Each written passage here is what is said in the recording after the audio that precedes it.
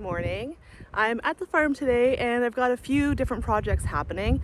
The first of which is that we've got an interesting styled shoot coming up for sage, and we're going to be using all of these dried fall hydrangea for it. So I'm going to be harvesting those guys first, and then we'll do a few more things today. So come along.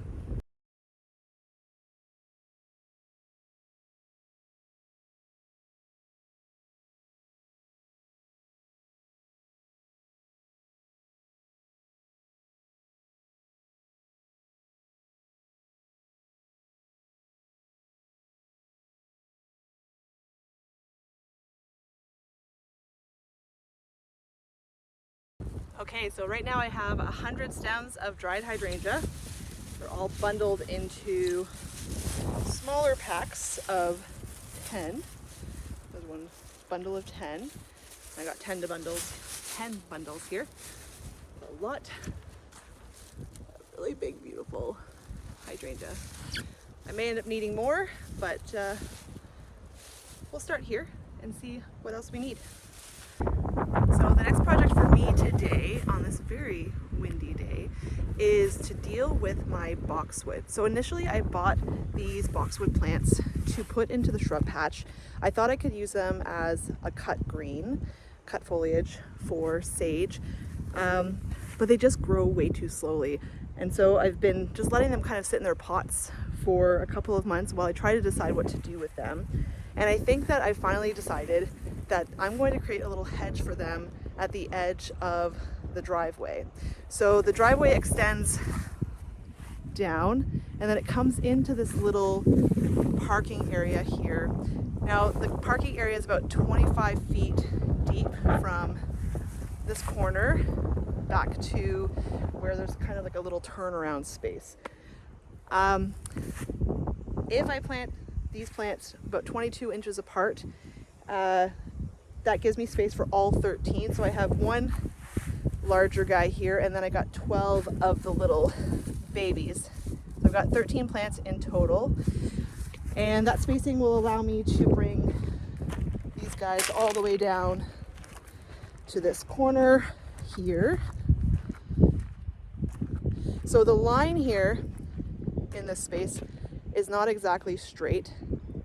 So I'm going to be planting on a bit of an angle because the parking area does sort of taper in a little bit towards the end. So I'm going to plant on a little bit of an angle, but I'm going to plant close enough to the driveway or to the parking space that once these guys fill out, they're going to be overlapping a little bit. So you're not actually going to see the edge of the driveway at all. So these guys are a green mountain boxwood. They're actually a pretty large boxwood. They're zones 4 to 9, so really winter hardy. They'll grow about 5 feet tall and about 40 inches wide. So 60 inches tall, 40 inches wide. So 20 inches on center. I suppose then I should probably be planting them a little bit closer than 22 inches just to make sure that I actually get a full hedge.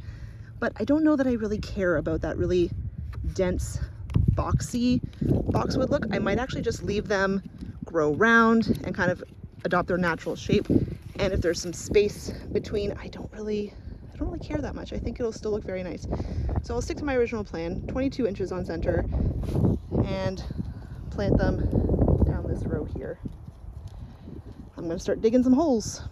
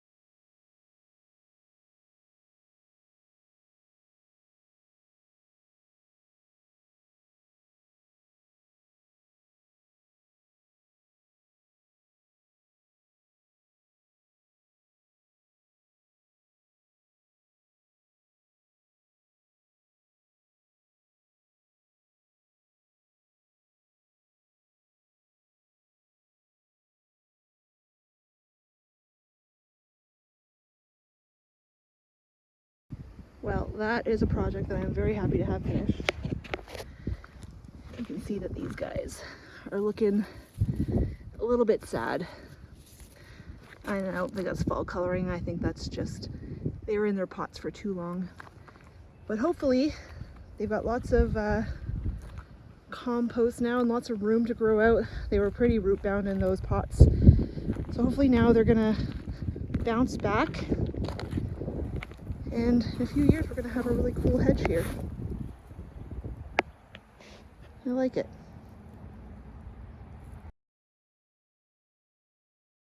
Hello everybody, it's the next morning. I've come back to the farm nice and early, my tripod behind me here, to get those shrubs. You see them all the way back there, they're little poking out of the ground. Get those little boxwood shrubs a little bit more water this morning. But I wanted to show you our irises right now. They're experiencing a little bit of transplant shock, so I want to show what they look like. So I replanted these and separated them a couple weeks ago.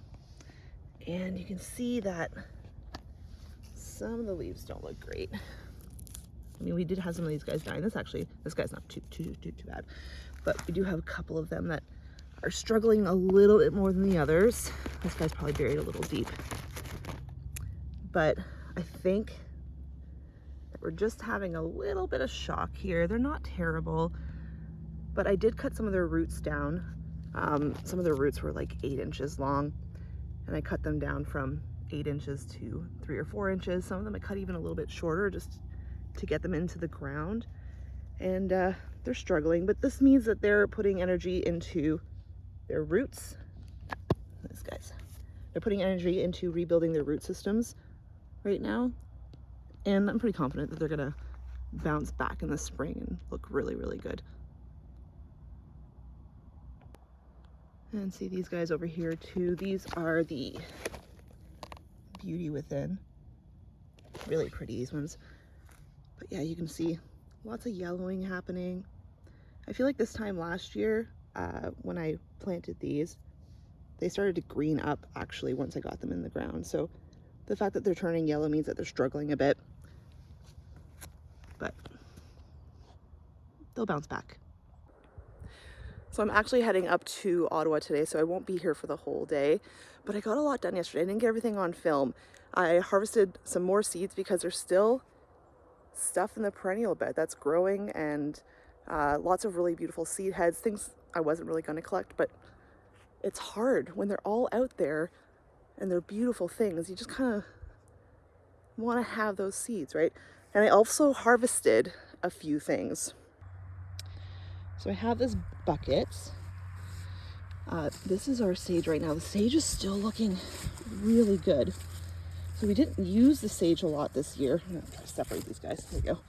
We didn't use the sage a lot this year because we did a quick trial at the beginning of the season, and they didn't hold up very well in foam. And we do use some foam in our design.